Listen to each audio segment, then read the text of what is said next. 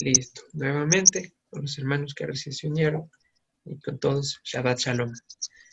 Estamos ya en la octava y novena parashot del libro de Deuteronomio. Ya nos faltan solo dos más.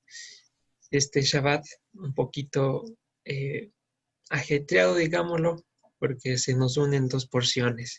Sin embargo, como pueden ver, va desde Deuteronomio 29 hasta el 31-30, son dos capítulos. Parecía que no es mucho, pero están en verdad bastante sustanciosos, tienen cosas muy interesantísimas. El nombre de las porciones, la una es Nitzavim y la otra es Vayelech. En cuanto a la primera, significa afirmados, y la segunda significa Él fue. ¿Sí? Hoy es 12 de septiembre del 2020 y 23 de Elul de 5780. Estamos a 7 días de Yom Teruah. Espero que todos se sigan preparando de la mejor manera, listando sus mejores trajes, y con trajes me refiero a la vestimenta espiritual, por decirlo de alguna manera. Faltan 7 días y conviene que anhelemos ese tiempo con gran solicitud. El versículo que les presento es: el final de todas las cosas está cerca, por lo tanto estén alerta y con dominio propio para que puedan orar. Sí, la oración como una actitud permanente en nuestras vidas. Y bien, avanzamos. ¿Qué vimos la anterior semana, el anterior Shabbat? La versión Kitabó nos indicó sobre el lugar donde puso a habitar su nombre el Señor. ¿Qué representaba el nombre? Vimos que era el agrupamiento de todos sus atributos, su presencia misma, cómo iba a guiar al pueblo, indicaba su autoridad y absolutamente todo de él en la tierra. Vimos que en el desierto hubo un prototipo a través del tabernáculo. Posteriormente se constituyó en el templo de piedra de Salomón, luego en el segundo templo. Fue destruido y preguntamos, ¿ahora dónde habita el nombre? ¿Cuál es ese tercer templo que los hermanos de Judá esperan con tantas ansias o que buscan reconstruir de alguna manera? Y vimos en base a todo, no solo desde el aspecto gramatical, sino desde la evidencia del Evangelio, de acuerdo a lo que está escrito en la Torá, que el lugar donde ahora habita el nombre del Señor es en nuestro Mesías. ¿Sí? Entonces vimos que había una promesa, un deseo de Dios, la cual estaba en Éxodo 25, que decía: y habitaré en medio de ustedes, yo seré su Dios y ustedes serán mi pueblo. Entonces, en base a esa promesa, Dios empieza a proveer los medios para que su nombre habite en nosotros, y va evolucionando hasta el día de hoy que podemos decir con toda seguridad que su presencia habita permanentemente en nosotros, constituidos como templo del Espíritu. Mencionamos algo importante. ¿Qué pasaba en el lugar donde habitaba el nombre? Tenía una característica principal, no solo que allí habitaba la plenitud de la deidad, o sea, no solo estaban allí los atributos de Dios en el lugar santísimo, sino que también se recibía la plenitud de lo que venía de la humanidad: sacrificios, reconciliaciones, pecados. Entonces, en este lugar iba a converger todo de ambas partes. Y fue lo que pasó con nuestro Mesías, ¿verdad? Dicen Colosenses que en él habita corporalmente la plenitud de la deidad. ¿Sí? Dios en forma de hombre, en forma, y no digo que sea hombre, solo en forma, en apariencia. Pero ¿qué pasó? ¿Para qué vino? Como dice en Isaías 53, él recibió la reprimenda de nuestras rebeliones, fue herido por nosotros, traspasado por nuestros pecados. Entonces, él cargó con todas las debilidades, tentaciones, concupiscencias de la humanidad, mientras seguía siendo Dios, ¿sí? Entonces, ¿cuál era la promesa futuro? ¿Qué nos esperaba? Que cuando el Señor se manifieste y sea coronado como rey aquí en la tierra, la situación que esperamos, cuando toda lengua confiese y toda rodilla se doble, ese día entraremos en una unidad absoluta. Ya se van a terminar las divergencias, se van a terminar las disputas vanas, y entonces todos a una sola voz confesaremos, como veíamos con el profeta Zacarías, decía, en aquel día su nombre, él será uno y su nombre será uno. Aclarábamos que no es que ahora esté dividido, sino el hecho de ser reconocido como tal. Entonces la proclama universal que se va a escuchar en ese día va a ser Deuteronomio 6:4, o lo que nosotros conocemos como Shema Israel, ¿sí? Una proclama universal, al unísono, un Señor, una fe, un bautismo, una sola, ¿sí? Y en Isaías 25 daba una palabra muy hermosa también, en consonancia a lo que vimos anteriormente. Decía que cuando el Señor pensa a la muerte finalmente, o sea, cuando la muerte sea apartada de nosotros, que volvamos al modelo original, eh, primero que toda lágrima será borrada, eliminada de nuestro rostro, y nosotros diremos, este es nuestro Dios a quien esperamos, vino y nos salvó. ¿Sí? Cara a cara haremos ese señalamiento. Importante ahora, una cosa que no está ahí, era el hecho de confesar el nombre. Y decíamos que más allá del aspecto lingüístico, decir Jesús, Jesucristo, Yeshua, Yehoshua, más allá de cómo lo pronunciemos, sin dejar de descuidar eso, es el hecho de saber que Dios ya vino aquí en medio. Que cuando Dios nos haga, cuando digamos, en tu nombre hicimos tal cosa y tal cual otra, y Él nos diga en qué nombre, nosotros digamos en el tuyo, en el de Jesús, en el de Jesucristo. La contraseña para, así a modo didáctico y pedagógico, esa sería la contraseña para acceder al reino de los cielos, ¿sí? Entonces, estar conscientes de eso. Bien, eso un pequeño resumen de lo que vimos la anterior semana. Como siempre, espero que quedó claro. Vamos a estar viendo el día de hoy, si el tiempo nos permite y sobre todo si Dios así lo desea. Vamos a estar viendo unos detalles extras del pacto en Monte Sinaí y algo muy importante, poniendo la mirada en el rostro de Dios. ¿Cuál es el rostro de Dios? Se ha visto antes, la palabra dice que nadie lo ha visto cara a cara. Sin embargo, bueno, vamos a ver esas peculiaridades. La parashá de hoy es una histórica súper importante porque de acuerdo al orden de lectura, la porción de los profetas que se lee hoy es la misma que leyó nuestro Señor Jesús cuando entró a la sinagoga. Tienen el versículo en pantalla. Repito, la porción que toca leer hoy, cada porción de la ley va acompañada con una porción de los profetas. Entonces, la porción de la ley que hoy toca corresponde a Isaías 61, ¿sí? Entonces, en Lucas 4:16 dice, llegó a Nazaret, donde se había criado, y según su costumbre, ¿cuál costumbre? La de leer a Moisés y los profetas en la sinagoga el día de reposo, y se levantó a leer, y que leyó Isaías 61. Entonces, para rememorar este hecho, que no podemos obviarlo, vamos a abrir nuestras Biblias en Isaías 61.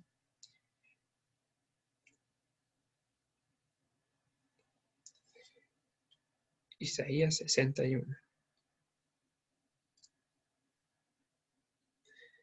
Este momento es súper increíble en las interpretaciones cinematográficas que he visto, porque pues los judíos no lo reconocían como el Mesías. Entonces es como que hayamos estado sentados en la iglesia, entre una persona, tome la palabra y diga lo siguiente. Isaías 61. El Espíritu del Señor está sobre mí, porque me ungió el Señor, me ha enviado a predicar buenas nuevas a los abatidos, a vendar a los quebrantados de corazón, a publicar libertad a los cautivos y a los presos de la cárcel, a proclamar el año de la buena voluntad del Señor y el día de la venganza del Dios nuestro, a consolar a todos los enlutados. Y bueno, en ese momento de suprema autoridad, todos muy atentos, muy solemnemente en el estudio, nuestro Señor Yeshua cierra el rollo y dice, esto se ha cumplido hoy delante de vuestros ojos. ¡Wow! Qué increíble. Por supuesto que como no tenían revelación, lo querían apedrear. Pero solo imaginar ese momento, imagínenlo, visualícenlo, estar ahí y escucharlo. Esto se ha cumplido hoy delante de sus ojos. Totalmente otro nivel. Sigamos, en versículo 13. A ordenar que a los afligidos de Sion se les dé gloria en lugar de ceniza, óleo de gozo en lugar de luto, manto de alegría en lugar de ánimo angustiado, y serán llamados carneros de la justicia o rebustecidos de la justicia. Dice árboles en el sentido de la fortaleza, ¿sí? Versículo 4. Reedificarán las ruinas antiguas y levantarán los asolamientos primeros y restaurarán las ciudades arruinadas, los escombros de muchas generaciones. Y extranjeros apacentarán vuestras ovejas, y los extraños serán vuestros labradores y vuestros viñadores. Cuando dice extraños, se refiere a, también cuando habla el profeta Isaías, a modo de figura, que Sión dice, ¿quiénes son estos? Yo no había parido más hijos. ¿De dónde salieron estos extranjeros convertidos? En la figura de que las 12 tribus ya habían sido dispersas y Jerusalén o Sión, como a modo de madre, viendo regresar a los cautivos y a todos los hijos de Israel, dice, ¿y a qué rato salieron tantos? Entonces, en ese sentido dice los extraños. Versículo 6. Y ustedes serán llamados sacerdotes del Señor, ministros de nuestro Dios serán llamados, comerán las riquezas de sus naciones y con su gloria serán sublimes. En lugar de vuestra doble confusión y de vuestra deshonra, les alabarán en sus heredades, por lo cual en sus tierras poseerán doble honra y tendrán perpetuo gozo. Porque yo, el Señor, soy amante del correcto procedimiento, aborrecedor del latrocinio para holocausto. Por tanto, afirmaré en verdad su obra y haré con ellos un pacto perpetuo. Y la descendencia de ellos será conocido entre los gentiles, y sus renuevos en medio de los pueblos. Todos los que vieren reconocerán que son la simiente que bendijo el Señor. Ojo con eso, la identidad, la distinción que vamos a tener delante de las naciones. La simiente que bendijo el Señor. La simiente que bendijo el Señor. La promesa que le hizo Abraham, y en ti serán benditas cualquiera de las naciones. Bueno, aquí ya viene materializada, es al futuro. Nosotros somos la simiente que bendijo el Señor. Versículo 10. En gran manera me gozaré en el Señor. Mi vida se alegrará en mi Dios, porque me vestirá con trajes de salvación, me rodeará con manto de justicia, como a novio me ataviará, y como a novia adornada con sus joyas. Porque como la tierra produce su renuevo, y como el huerto hace brotar su semilla, así el Señor hará brotar justicia y alabanza de todos los gentiles. Amén. Bien, eso fue para rememorar lo que sucedió en este día, muy probablemente, y para tener en cuenta la frase, la simiente que bendijo el Señor. Dicho esto, vamos a empezar con nuestra porción de hoy de la ley.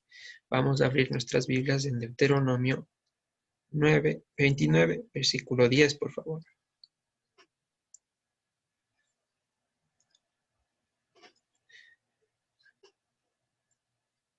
Ya vamos llegando al final del libro. Moisés ya está anciano, está dando las directrices finales a Josué para que guíe al pueblo.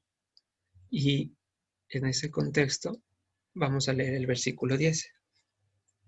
Hace una declaratoria. Ustedes todos están parados o afirmados en presencia de nuestro Dios. Es la palabra de la cual toma nombre, pero que no ha puesto el traductor. Sí.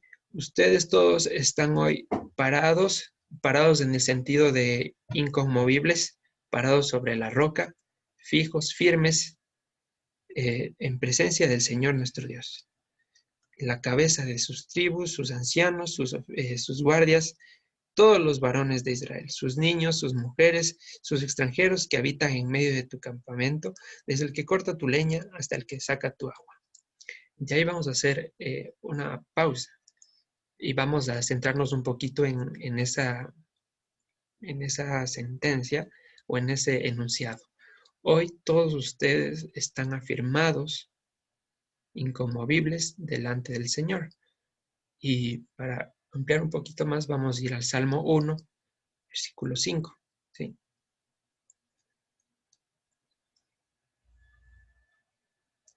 Salmo 1, versículo 5.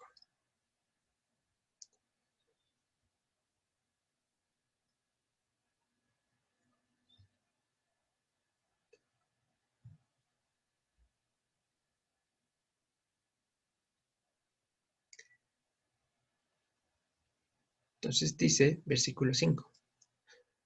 Por tanto, no se levantarán o no quedarán firmes los malos en el día de aplicar el correcto procedimiento.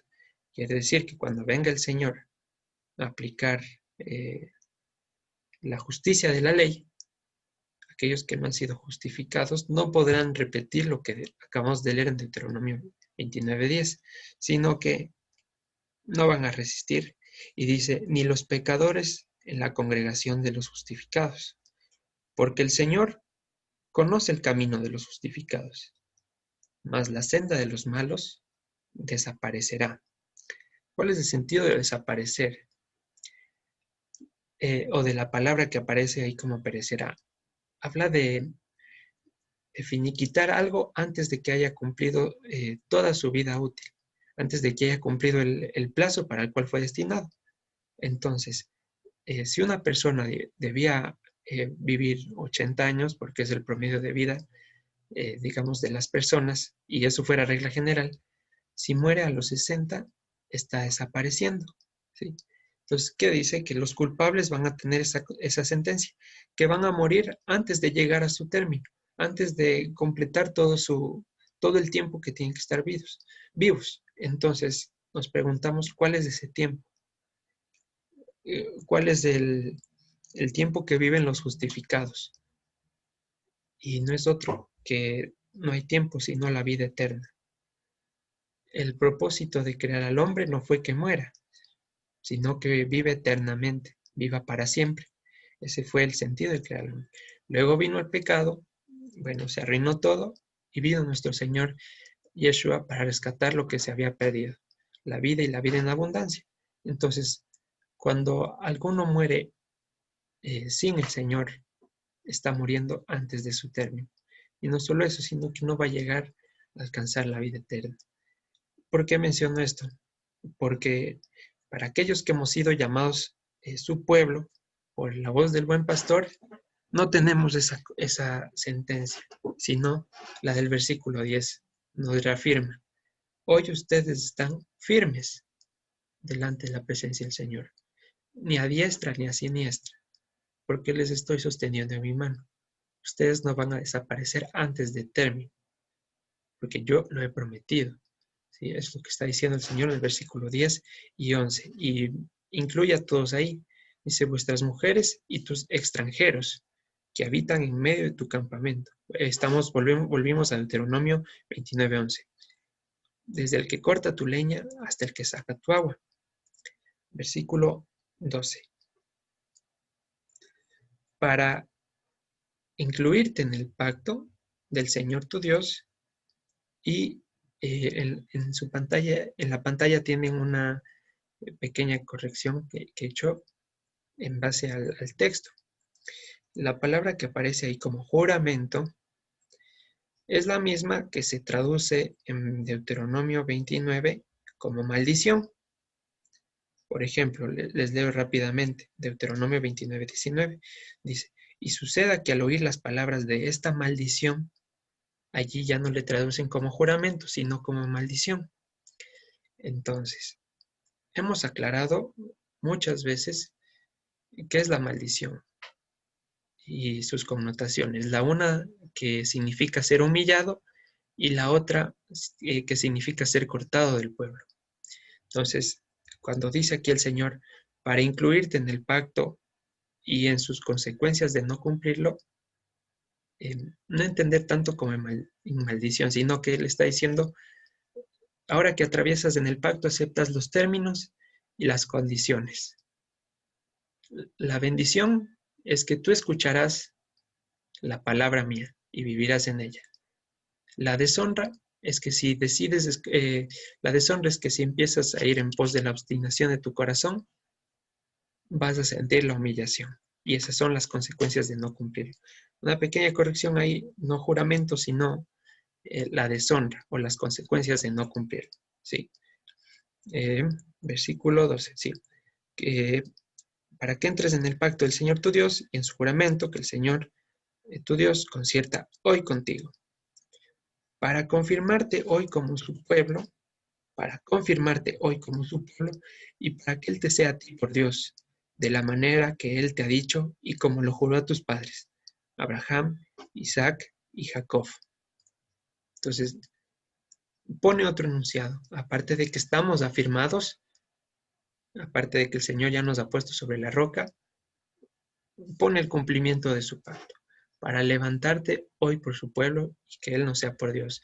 Es decir, el Señor no trajo a los hijos de Israel y en nosotros no nos va a ingresar a la tierra prometida para que vivamos felices nada más, para que seamos ricos, para que ya no lloremos, sino con el objetivo principal de hacer cumplir esto, que nosotros seamos su pueblo y Él no sea por Dios.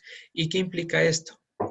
Implica, como tienen en la pantalla, acercarnos y levantar el rostro a Él de manera consciente, creo consciente, y con todas las demandas de la santidad.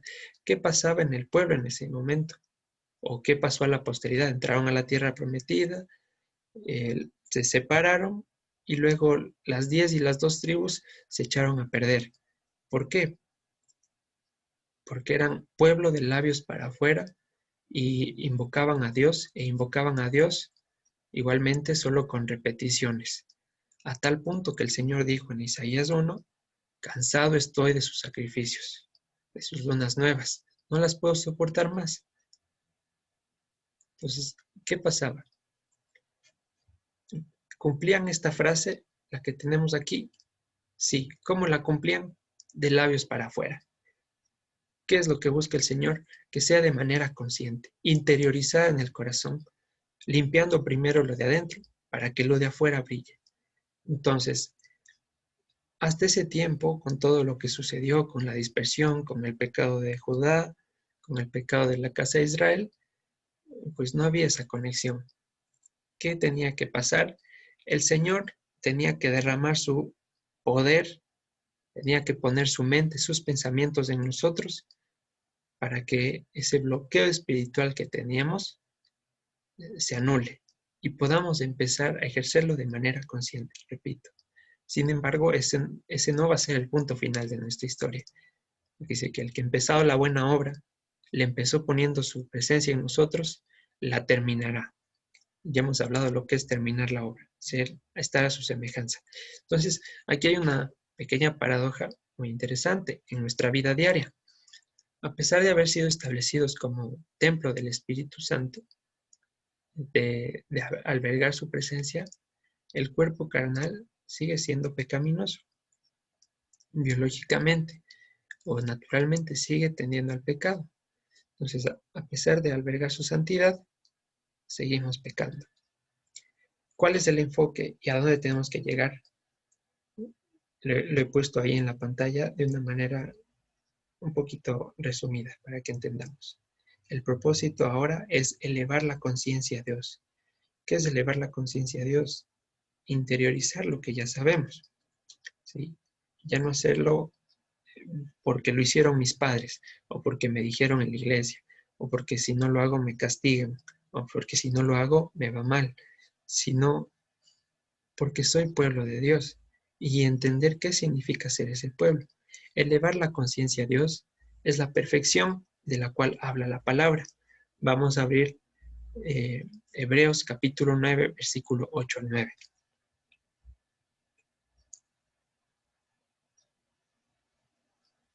Hebreos capítulo 9, versículo 8 al 9.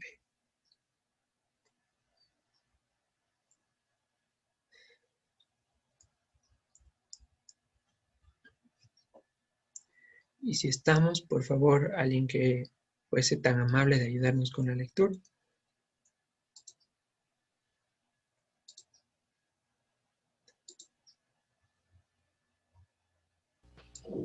Amén.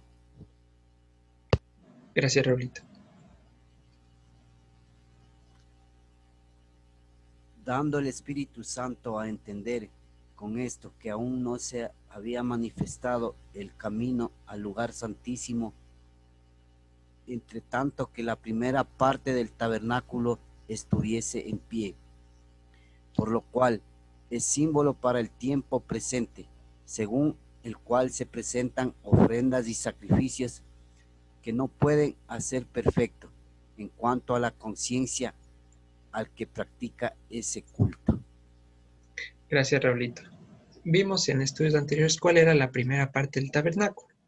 Se refería a los sacrificios. Y dice que el ejercer este modelo, aplicar estos sacrificios, estas bebidas, estas comidas, no podían hacer perfectos a la conciencia de la persona. No podían. Quitaban y cubrían el pecado, sí, pero salían e iban por las mismas. Entonces, de mañana y tarde, toro, cordero o palominos o lo que haya sido, pero el pecado seguía intencionalmente rondando en la mente y seguían habituados como practicantes del pecado, porque no era suficiente. Dice que no podían hacer perfectos. Y ahora avanzamos hasta el capítulo 10, versículo 11 al 15, ¿ya? Y dice, Hebreos 10, del 11 al 15, ciertamente todo sacerdote está día tras día ministrando y ofreciendo muchas veces los mismos sacrificios, que nunca pueden quitar los pecados. Pero Cristo, habiendo ofrecido una vez para siempre un solo sacrificio por los pecados, se ha sentado a la diestra de Dios, de ahí en adelante, esperando hasta que sus enemigos sean puestos por estrado de sus pies. Y aquí viene el énfasis, porque con una sola ofrenda hizo perfectos para siempre a los santificados. Y nos atestigua lo mismo el Espíritu Santo, porque después de haber dicho, este es el pacto que haré con ellos. Entonces, ¿cómo nos hizo perfectos? Dice, con una sola ofrenda hizo perfectos a los santificados. Y a continuación explica en qué consiste esa perfección. Y va el, el pacto de Jeremías 31. En aquel tiempo pondré la ley, abro paréntesis, ya no como antes, como en las tablas de piedra en el desierto, los cierro, sino que pondré la ley en sus corazones, para que desde el más pequeño hasta el mayor me conozcan. Y nadie pregunte de qué se trata esto, o qué es la Biblia, o qué significa servirle a Dios, sino que con su sacrificio empezamos a perfeccionar nuestra conciencia de qué significa ser pueblo y qué significa tenerle a Él por Dios. Y mediante Él hemos empezado a ser perfeccionados. ¿Sí? Vamos claros hasta ahí.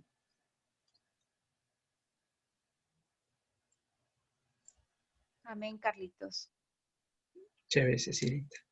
Muy bien. Volvemos a Deuteronomio 29, 13. Mientras llegan, voy a repetir el versículo 13.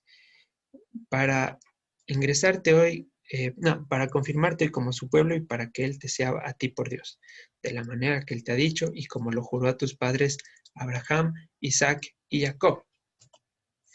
Y esto es muy importante, amigos, hermanos, amigos, la costumbre, versículo 14 y 15. Y no solamente con vosotros hago yo este pacto y este juramento. O sea, no se vayan a creer la Coca-Cola del desierto, sino con los que están aquí presentes hoy con nosotros delante del Señor nuestro Dios y con los que no están aquí. Esto amplía totalmente todo. Es muy parecido a lo que dijo nuestro Señor Yeshua en Juan 17, 20, 21. En resumen, ¿qué dice el versículo 14 y 15 para que lo sinteticen bien chévere? Dice, este pacto, es decir, el que ustedes sean mi pueblo y yo sea su Dios, es para los que están aquí hoy y también para los que aún no son añadidos. Y para que no pierdan la ilación, les leo rápidamente Juan 17. Dice, mas no ruego solamente por estos, sino también por los que han de creer en mí por la palabra de ellos, para que todos sean uno, como tú, oh Padre, en mí y yo en ti, que también ellos sean uno en nosotros, para que el mundo crea que tú me enviaste. Sí. Entonces, el pacto no es exclusivamente de los judíos, por si de pronto había algún malentendimiento, si de pronto nomás, ni tampoco está cerrado las puertas, sino que desde siempre fue para aquellos que aún no habían de ser añadidos. Sin embargo, quedó abierto. Entonces, ¿a qué nos lleva esto? No decir el pacto de los israelitas como que si fueran ajenos a nosotros, como que si fuera otro pueblo, como que si no tuviéramos nada que ver, como que siguiéramos pensando que la identidad es terrenal, como que si ser ecuatoriano me sirviera de algo a los ojos de Dios. No decirlo así, el pacto de Israel, así como tan lejano, como que si no estuviera incluido. Hacer conciencia de que una vez que hemos sido llamados a su pueblo, solo hay una cosa, somos o somos Israel. No hay otro pueblo, no hay dos. Entonces, si ahora somos parte del pueblo, si ahora hemos sido llamados por el Señor, que de hecho lo fuimos, claro que sí, es como que hubiéramos estado presentes en el monte Sinaí. Es como que hubiéramos estado ese día, porque ahora estamos en el pueblo. Se ha derribado la pared intermedia de separación. Entonces, abajo tienen un pequeño diagramita de flujo, más o menos. La pregunta es, ¿eres pueblo de Dios? Si la respuesta es sí, accedes a la siguiente pregunta. ¿Estuviste en monte Sinaí? Bueno, físicamente, definitivamente no estuvimos ahí. Pero ¿cómo sabemos que sí estuvimos ahí? Porque hemos sido ingresados a su pueblo.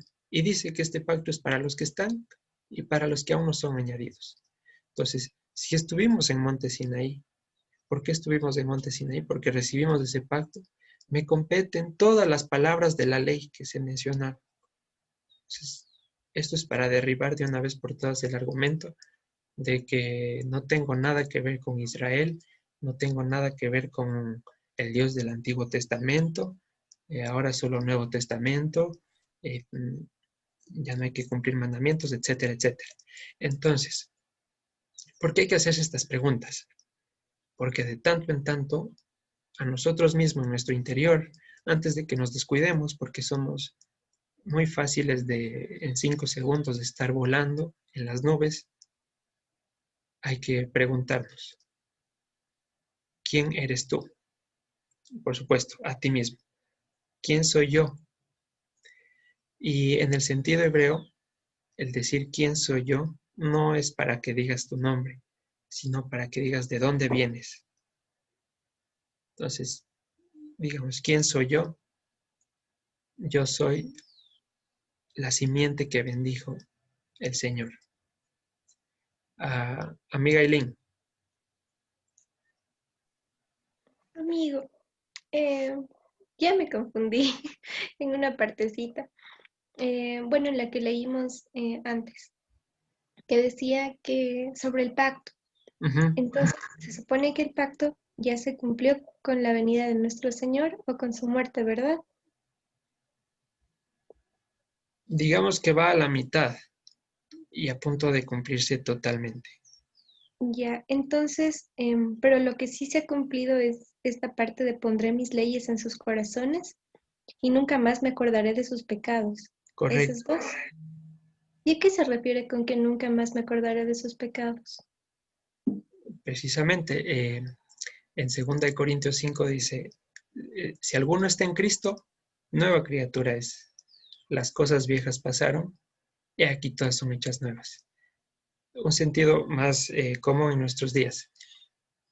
Es como que vamos pecando y se va añadiendo una lista, una factura. Y Dios va agendando en tanto no le conocemos.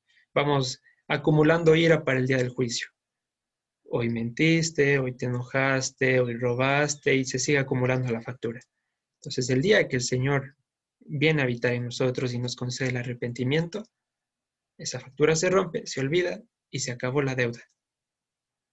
Perfeccionados en el sacrificio de nuestro Señor. ¿Qué falta para que seamos pueblo de Él totalmente? Que estemos a su semejanza, que seamos como Él es. Es lo que falta y es lo que esperamos.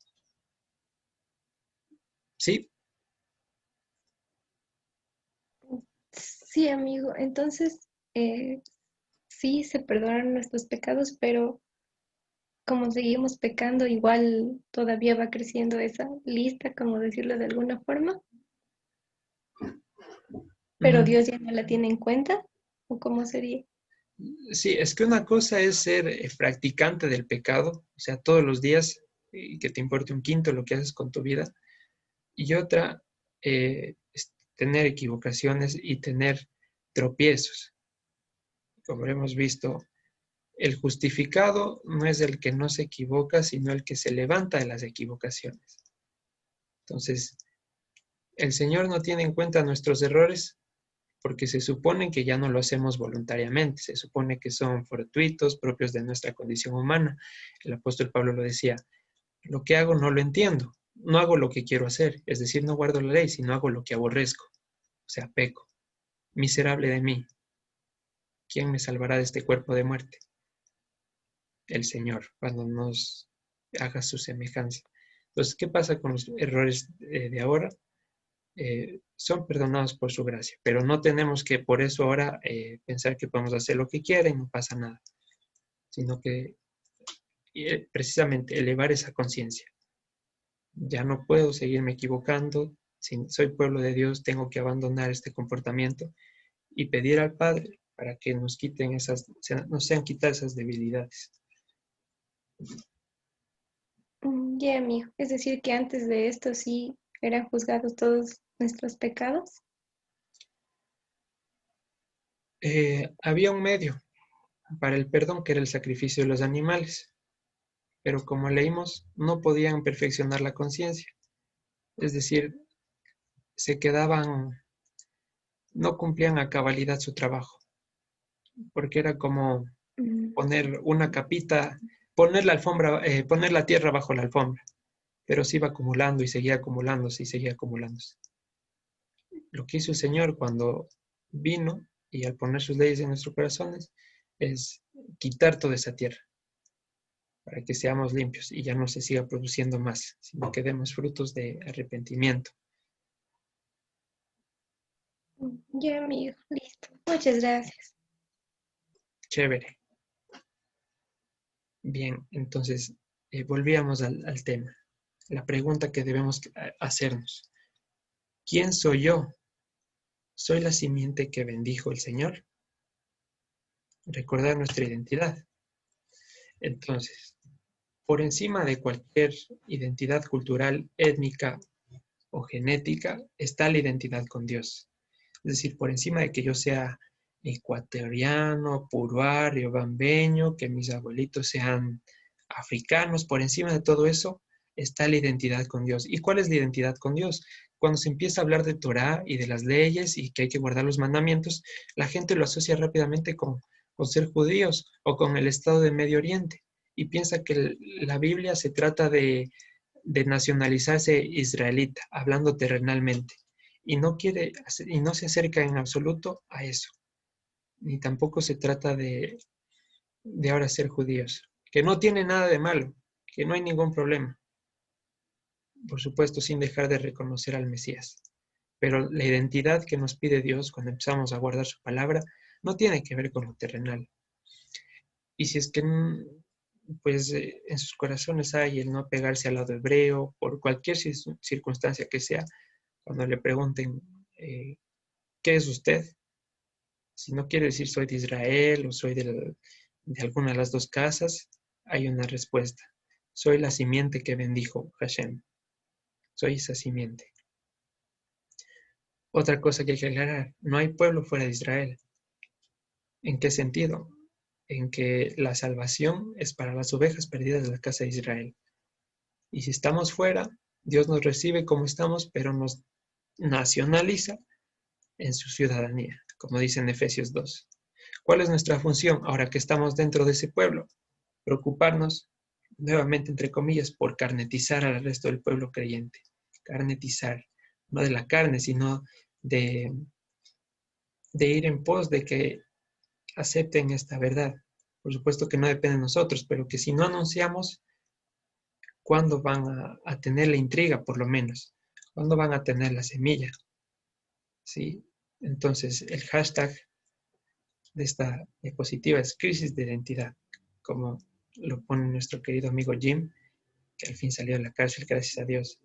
Pero esa es la situación. El que no tengamos una identidad afirmada nos hace olvidar a dónde vamos y quiénes somos. Cuando nuestra identidad esté afirmada con el Dios de la Biblia, ahí sabremos qué significa ser su pueblo y qué significa que Él sea nuestro Dios. ¿Sí? Entonces, si yo digo que soy pueblo de Dios, solo hay una manera: apegarme a Israel. ¿El estado de Medio Oriente? No, el celestial. Entonces, eso tiene que estar muy claro en nuestras vidas, no solo para que podamos vivir, sino para que podamos compartir a nuestros hermanos. No sé si vamos claros hasta ahí.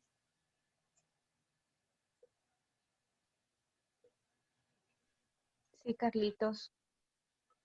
Gracias, Cecilita. No Sí, amigo. olviden, cualquier pregunta, interrumpen nomás. Avanzamos. Versículo 16. Porque ustedes saben cómo habitamos en la tierra de Egipto, estamos en Deuteronomio 29, y cómo hemos pasado por en medio de los gentiles por los cuales han pasado. 17. Y han visto sus abominaciones y sus ídolos de madera y piedra y plata y oro que tienen consigo. Entonces vamos a centrarnos ahora en qué es un ídolo. Hay algunas palabras en el idioma hebreo para referirse a los ídolos, pero esta es un poquito especial. Viene del hebreo Gilul. Si tienen el diccionario Strong, ahí lo pueden consultar, les he puesto el número de la referencia. Pero ¿qué es en sí? Es todo aquello que te envuelve, te enceguece y que no necesariamente deriva en un acto abominable, no necesariamente, sino que su objetivo principal es tenernos mareados, tenernos engañados. Ejemplo de un ídolo: yo soy bueno. ¿Cuál bueno? Bueno solo es Dios. Pero a veces se oye ese argumento y aunque quizá no lo digamos directamente, pensamos que hemos adquirido un estatus delante de Dios donde podemos permitirnos ciertas cosas. Y bajamos la guardia y nos dejamos de envolver por un ídolo. ¿De dónde saco esta definición? ¿O de dónde me estoy inventando? Vamos a leerlo en la palabra, que es nuestro mejor diccionario. Versículo 18. No sea que hay entre ustedes varón o mujer, o familia, o tribu, cuyo corazón se aparte hoy del Señor nuestro Dios, para ir a servir a los dioses de esas naciones. No sea que hay en medio de vosotros raíz que produzca hiel y ajenjo.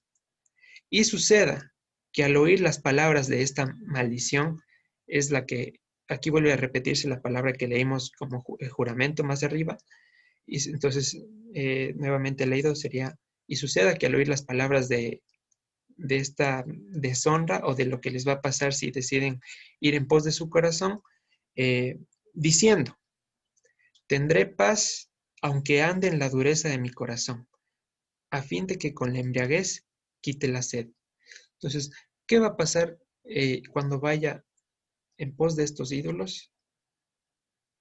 Lo que sea con saciar mi satisfacción, lo voy a hacer. Voy a ir tras la paz de mi corazón. ¿Y cuál es la paz de mi corazón?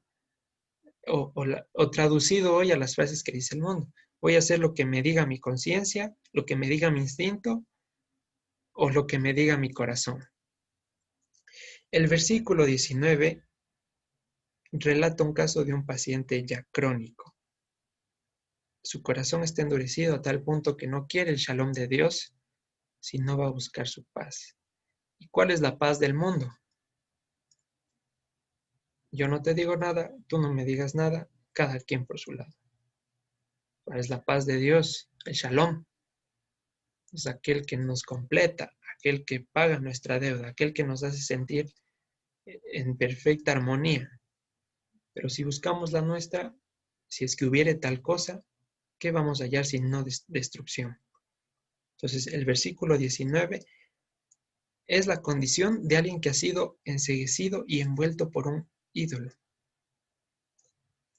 ¿Y cuál es un ídolo muy famoso con el que nos topamos? Ídolo de no guardar el Shabbat.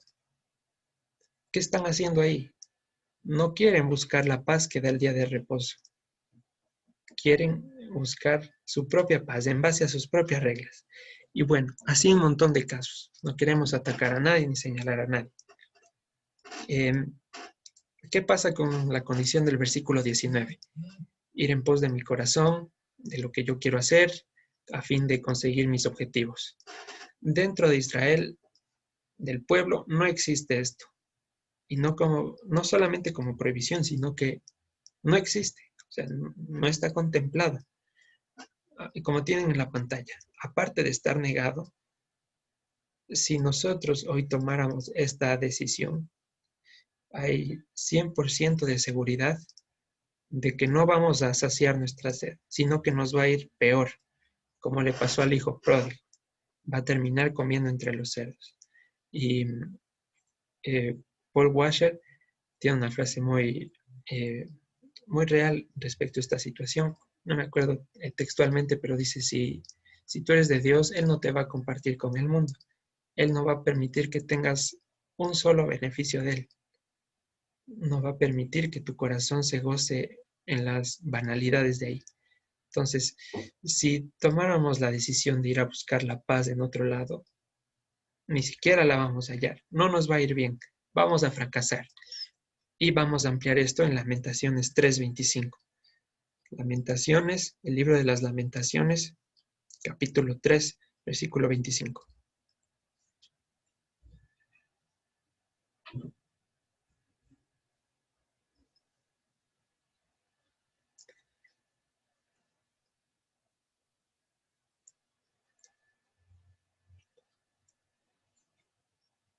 Doy lectura. Bueno es el Señor a los que en Él esperan, a la garganta que le busca. Bueno es esperar en silencio la salvación del Señor. Bueno le es al hombre llevar el yugo desde su juventud, que se siente solo y calle, porque es Dios quien se lo impuso. Ponga su boca en el polvo, por si aún hay esperanza. Dé la mejilla al que le hiere, y siéntase satisfecho de afrentas, porque el Señor no desecha para siempre. Antes si aflige, también se compadece según la multitud de sus misericordias, porque no aflige ni entristece voluntariamente a los hijos de los hombres. Entonces, ¿qué nos quiere decir esto?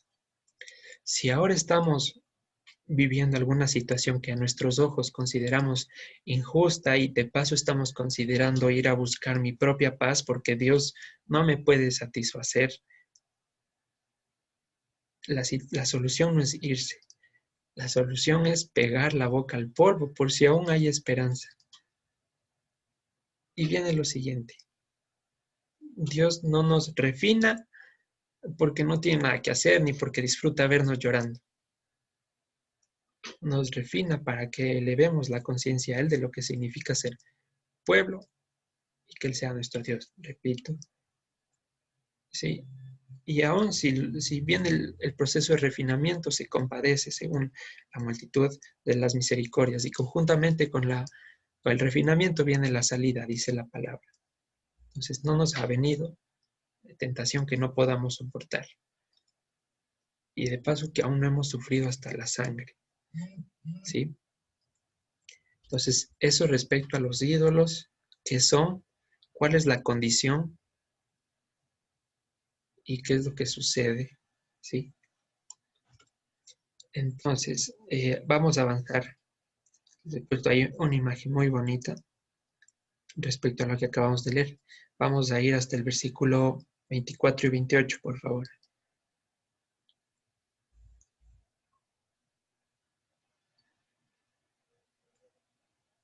Entonces, para las personas que vayan tras la paz de su corazón, vienen un montón de consecuencias, de deshonras. Y el versículo 24 dice, mas aún los gentiles dirán, ¿por qué hizo esto el Señor a esta tierra? ¿Qué significa el ardor de esta gran ira? Y responderán los que están en la frente, los que están humillados, por cuanto dejaron el pacto del Señor, el Dios de sus padres, el que concertó con ellos cuando los sacó de la tierra de Egipto. Y fueron y sirvieron a dioses ajenos, y se inclinaron a dioses que no conocían y que ninguna cosa les habían dado. Por tanto, se encendió el furor del Señor contra esta tierra para traer sobre ella todas las humillaciones escritas en este libro, todas las deshonras escritas en este libro. Y el Señor los desarraigó de su tierra con ira, con furor y con gran indignación, y los arrojó a otra tierra, como hoy se ve. Y es lo que pasó hoy en día, y es de lo que estamos volviendo cada uno, del servicio a los dioses que nada nos dieron, que nada nos aportaron, y que solo nos servían para tenernos enceguecidos. Versículo 29, algo importante. Las cosas secretas pertenecen al Señor nuestro Dios, mas las reveladas son para nosotros y para nuestros hijos para siempre, para que cumplamos todas las palabras de esta ley. Entonces, ¿para qué sirve en últimas la revelación de la Torah? ¿Para qué sirve que estemos leyendo? Es para ajustarle al corazón a fin de evitar su obstinación. Que mi corazón guíe mi camino, nada negativo, nunca. Antes de eso, pegar la boca al polvo para hallar la esperanza. Sentarnos y callarnos. Nada más. Entonces, a nosotros nos es dado conocer el misterio de los reinos, del reino de los cielos. ¿Para qué? No para vanagloria, sino para que podamos cumplir las palabras de esta ley. Que no digamos que están muy lejos, que están en el cielo, ¿quién nos las va a traer? O que están al otro lado del mar, sino que ahora están muy cerca en nuestro corazón, a fin de que las cumplamos. Y han sido reveladas. Señor, ahora por medio de su poder, nos está dando a entender qué quiso decir. Vamos bien hasta ahí, hermanos.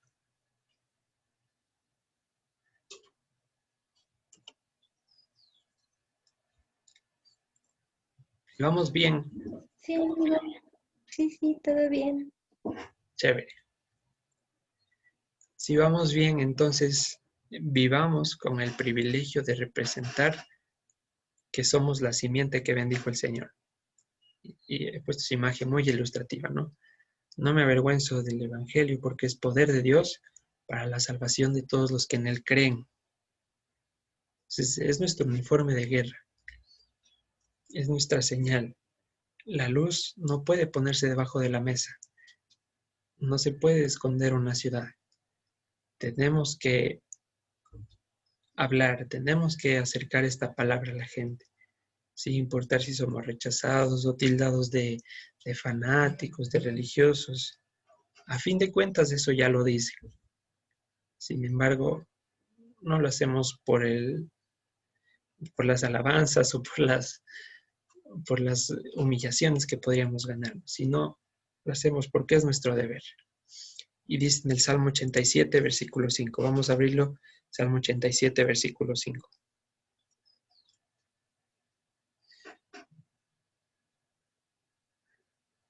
Vamos desde el versículo 3, ¿ya?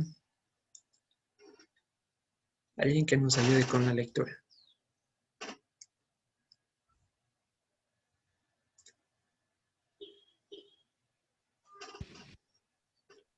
Amén, amigo. Gracias. Cosas gloriosas se han dicho de ti, ciudad de Dios. Yo me acordaré de Rahab y de Babilonia entre los que me conocen. He aquí Filistea y Tiro, con Etiopía. Este nació allá. Y de Sión se dirá, este y aquel han nacido en ella. El Altísimo mismo la establecerá. Amén. Amén. Seremos reconocidos indistinguiblemente. Si vamos a enfrentarnos si vamos a un lugar de tinieblas, indistinguiblemente se va a notar que somos de la ciudad de Dios. Sí, porque la luz no se puede apagar y las tinieblas retroceden ante la luz. Cuando uno prende la luz en el cuarto oscuro, no se queda medio apagado, sino que simplemente las tinieblas se van. Lo mismo pasa en nuestra vida. Entonces, conversábamos, ¿no? Y decíamos, si uno dice que no come cerdo por salud, pues qué lindo, aplausos, maravilloso. Si decimos que es por dieta, por deporte, lo que sea, genial, aplauso del mundo. Pero basta que mencionemos que lo hacemos por Dios para que se arme un revolticio total. ¿Por qué es eso? Guerra espiritual, ni más ni menos. Pero tenemos el poder de Dios para vencer. No a la sangre ni a la carne, sino a las huestes que están detrás de eso.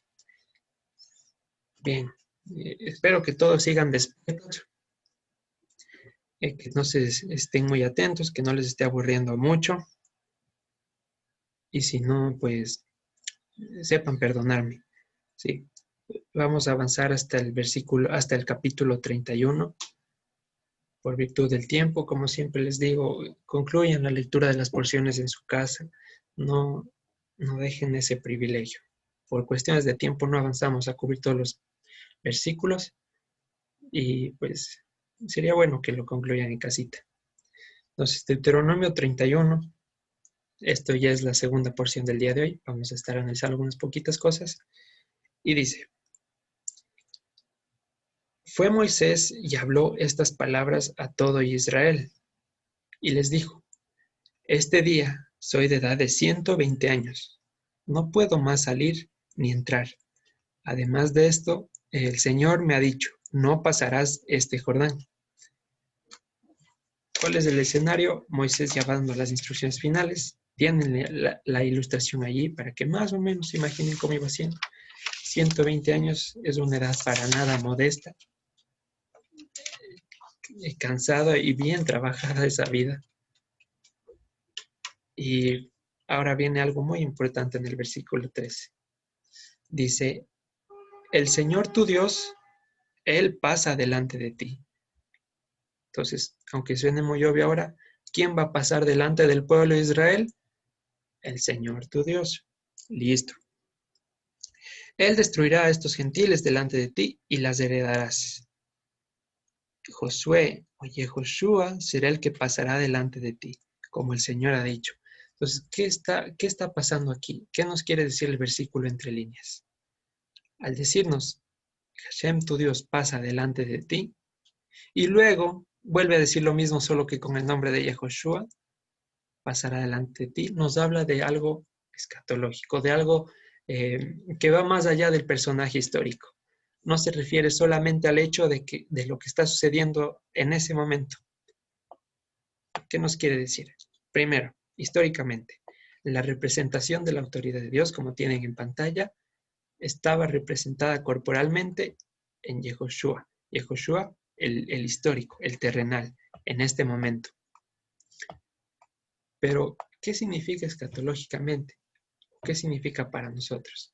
Dos cosas. Que hay así como hay un primer Adán y un postrer Adán, aquí también hay un primer Yehoshua y el postrer Yehoshua. ¿Qué va a ser el postrer Yehoshua? Primero, que él mismo se presentó como camino. Y solo cuando él vaya delante de nosotros, finalmente, como leímos antes, los enemigos serán puestos por estrados de sus pies y allí ingresaremos a la Jerusalén celestial. Entonces, aquí, más allá de estar hablando solo del momento histórico en el que suceden estas cosas, nos está dando un escenario de lo que va a pasar en ese día. Va a venir nuestro Mesías, nuestro Dios, y va a destruir a los gentiles. Y cuando estemos detrás de él, puestos la mirada en el autor y consumador de la fe, tendremos el ingreso.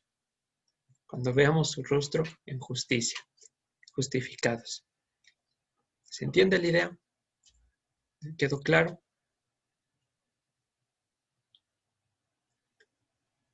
Que hay una imagen histórica de un Yehoshua, que es el que va a hacer heredar la tierra prometida al pueblo de Israel en el desierto, y está el postrer Yehoshua, que es el que nos va a hacer ingresar a la tierra prometida, a la Jerusalén celestial. Entonces, Aquí tienes implicación, ¿sí? Avanzamos. Espero que esté claro. Si no, con toda confianza. Versículo 4 del Deuteronomio 31. Y hará el Señor con ellos como hizo con Sehón y con Og, reyes de los amorreos, y con su tierra quienes destruyó. Y entregará el Señor delante de ustedes, y harán con ellos conforme a todo lo que les he mandado. Esfuércense y cobren ánimo. No teman, no tengan miedo de ellos. Esto va para nosotros hoy en día. No tengamos miedo de las circunstancias que pasan actualmente, porque el Señor tu Dios es el que va contigo. No te dejará ni te desamparará. Versículo 7.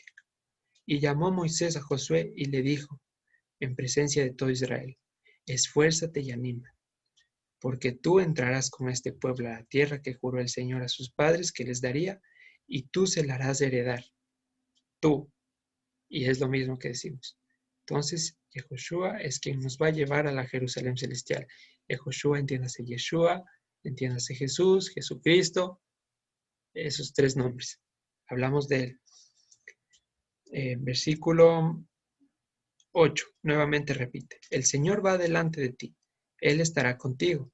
No te dejará ni te desamparará. No temas ni te intimides.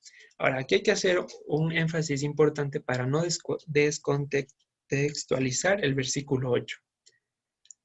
Aquí no es un versículo de coaching para que está afirmando que a donde nosotros vayamos, Dios irá, sino al revés. A donde Dios nos diga que vayamos, allá tenemos que ir. No es que Dios está obligado a cumplirme mis deseos. No es un amuleto este versículo para que todo lo que emprenda me vaya bien y así pueda hacer lo que quiera. No tienes idea, porque a veces se puede entender esto como que haz lo que quieras, todo lo que emprendas te va a ir bien, todo va a ser felicidad, porque aquí dice que Dios no te va a desamparar. ¿Por qué no le desampara? Porque está yendo hacia donde la voluntad de Dios le guía.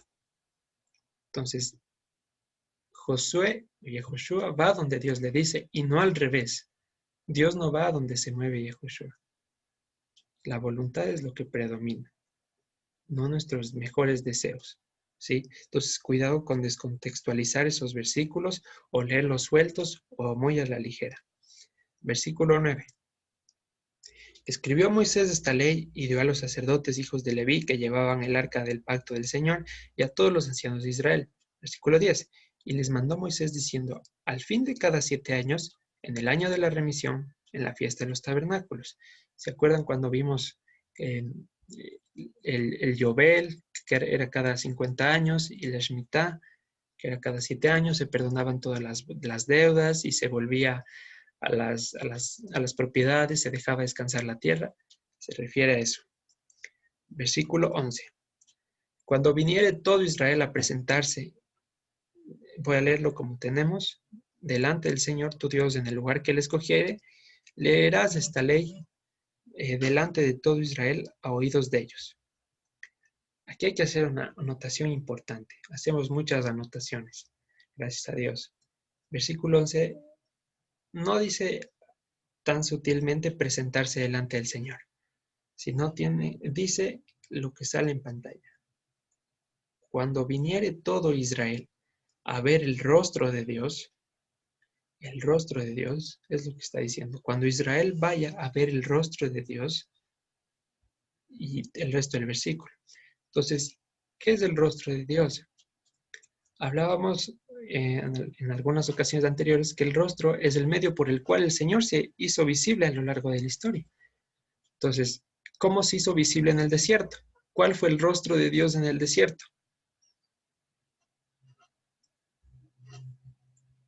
La nube de fuego, la columna de fuego y la nube en el desierto. De esa manera los hijos de Israel sabían que Dios estaba con ellos. ¿Cuál fue el rostro de Dios que se presentó en la tierra? Dice el profeta Malaquías. He aquí yo envío a mi mensajero delante de mi rostro. Aquel mensajero era Juan el Bautista, y Juan el Bautista anuncia, y cuando lo va a bautizar a Jesús, que él es el Hijo de Dios, él es el Mesías. Entonces, el rostro de Dios que vino a la tierra fue Jesús. ¿A dónde quiero llegar con esto? Es que el pueblo siempre estuvo enseñado a ver la manifestación de Dios de una manera física, ¿sí? Siempre lo vio a través de un rostro. Y pedagógicamente eso es algo que se fue repitiendo en la historia. Avanzamos para complementar esta idea. Vamos hasta el versículo 15. Carlitos, yo tengo una preguntita. Sí, hermana. Verá, cuando usted habló, para no dejar pasar en la parte de arriba que hablaba de que hay que hacer descansar después de 7 años la tierra, ¿eso también está todavía vigente? ¿Se debe hacer eso todavía o no? La situación era que no había cómo. ¿Por qué? Porque la condición era contar los años desde que se entrase a la tierra prometida, en primer lugar. Entonces habría que llevar el registro exacto de cuándo fue que Josué entró a la tierra prometida, con fecha y mes. Según eso, calcular cuál es el año séptimo y el año 50.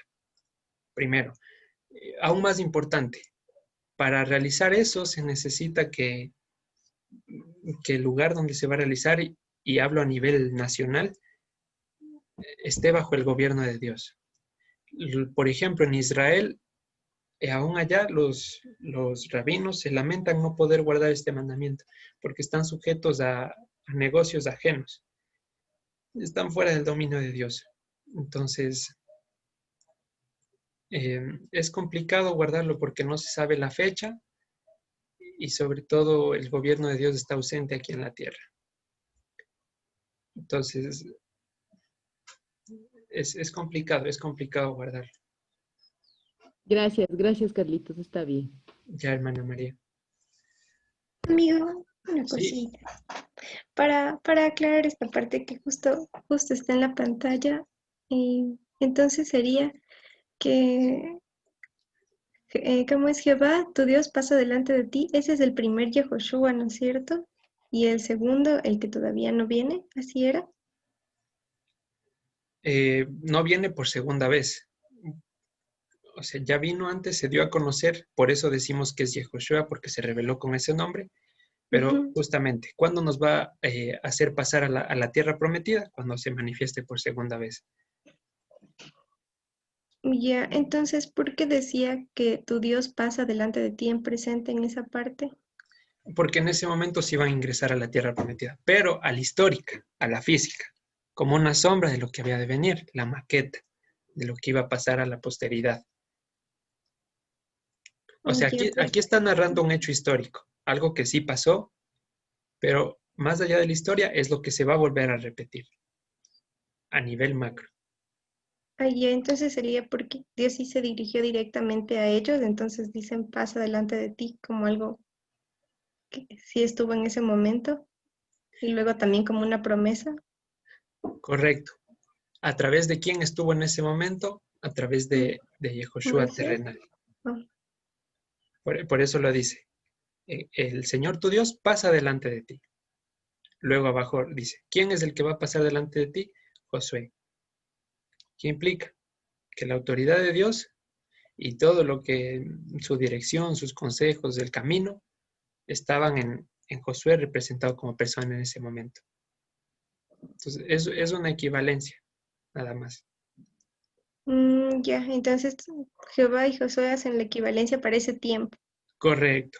Ya, ya. Posteriormente, Dios en nuestro Señor Jesucristo. Listo. Muchas gracias, amigo. ¿Listo? Bien. Estábamos en el versículo 14, hablando del rostro, que el pueblo siempre estaba acostumbrado a ver un rostro. Y el Señor dijo a Moisés, he aquí se ha acercado el día de tu muerte, llama a Josué y espera en el tabernáculo de reunión, para que yo le dé el cargo. Fueron pues Moisés y Josué y esperaron en el tabernáculo de reunión. Y se apareció el Señor en el tabernáculo. ¿Cómo se apareció? ¿Cómo se hizo visible? A través de la columna de nube y se puso sobre la puerta. Y aquí en el versículo 16, antes de que ya entren a la tierra prometida, ya les da la sentencia. Y el Señor dijo a Moisés, a través de la columna de nube, he aquí tú vas a dormir con tus padres, y este pueblo se levantará y fornicará tras los dioses ajenos de la tierra a donde va para estar en medio de ella, y me dejará e invalidará mi pacto que he concertado con él, Y se encenderá mi furor contra él en aquel día, y los abandonaré, y esconderé de ellos mi rostro, y serán consumidos, y vendrán sobre ellos muchos males, y angustias dirán, muchos males y angustias, y dirán en aquel día. Entonces, ¿cómo sabe Dios que ya iba a suceder esto? Aparte de la respuesta obvia, que es porque Él es Dios. ¿Cómo sabe que esto iba a ser el resultado? La respuesta está en el versículo 17. No me han venido estos males porque no está mi Dios en medio de mí. Esa es la respuesta. Esa apostasía que va a suceder entre el pueblo y que sigue sucediendo ahora es producto de que Dios no está en medio de nosotros. Pero la pregunta que todos deben hacerse es, Dios estaba en el tabernáculo, en medio de toda la congregación. Entonces, ¿a qué se refiere? ¿Estaba o no estaba?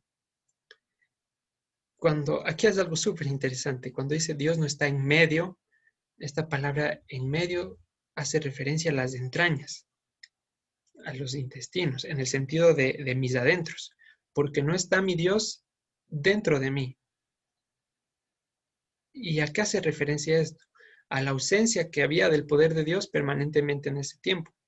Recordemos que antes no estaba el Espíritu Santo en todo el mundo, sino recibían chispazos, y no a nivel nacional, sino a los escogidos. Por ejemplo, a Moisés, a Josué y así a los profetas, pero no era algo que sucedía en todo el pueblo. Entonces, ¿cómo sabía Dios que iban a apartarse tan rápido? Porque su presencia y su mente no habitaba en el corazón. El nuevo pacto que leímos en Jeremías 31. Entonces, como hemos dicho antes, el ser humano no sabe otra cosa por naturaleza que ir a la esclavitud.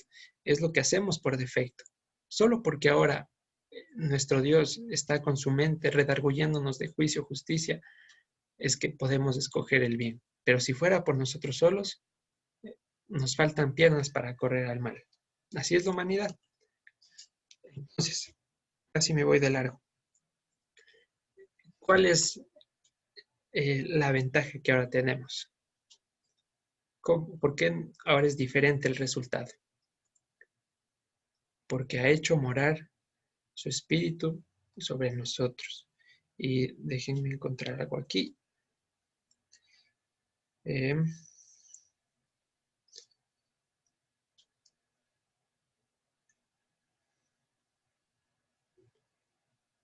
Aquí está en Joel 2:28, dice, y después de esto derramaré mi espíritu sobre toda carne y profetizarán vuestros hijos y vuestras hijas.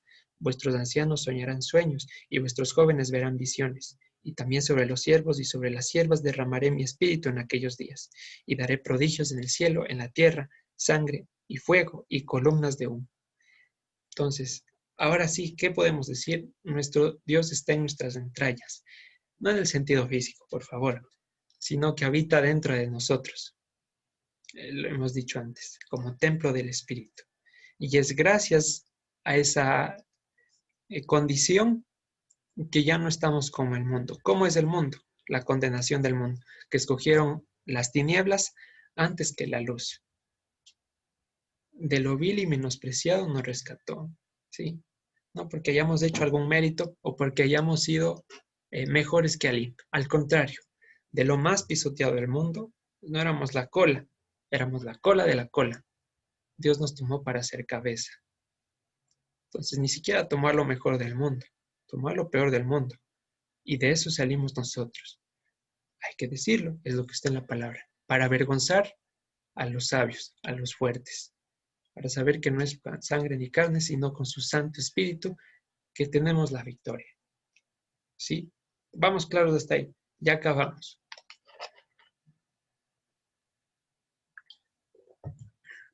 Chévere. Seguimos preparándonos para Yom Teruah y ahora vuelvo con el segundo tráiler, con el segundo adelanto, pequeño adelanto. Vamos a abrir el Salmo 89:15 para acabar.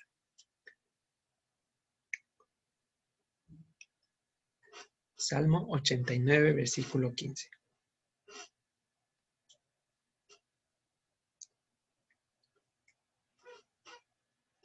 Alguien que nos ayude con la lectura, por favor.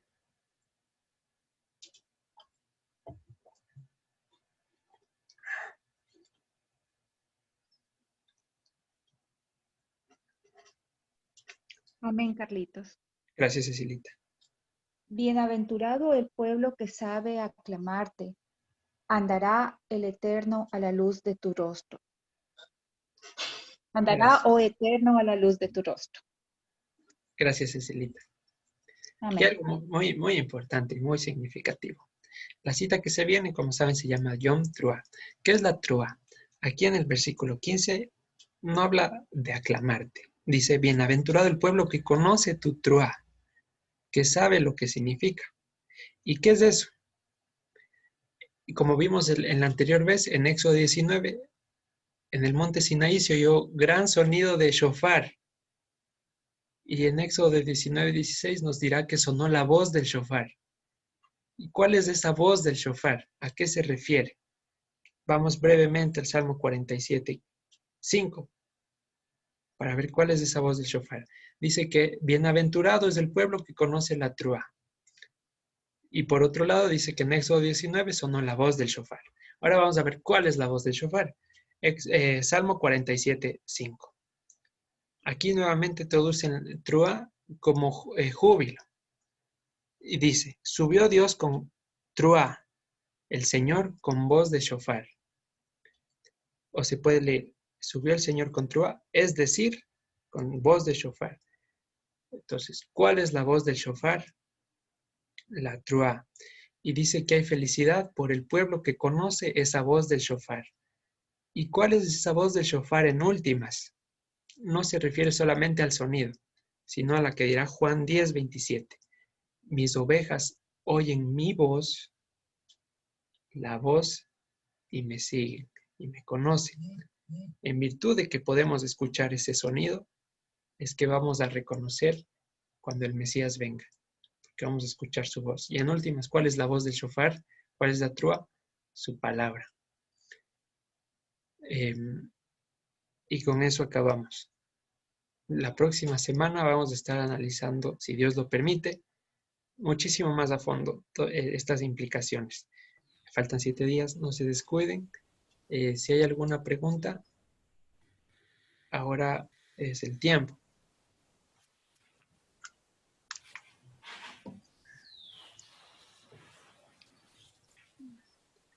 Pues si no hay, bueno, con eso terminamos, hermanos. Espero que se haya quedado claro.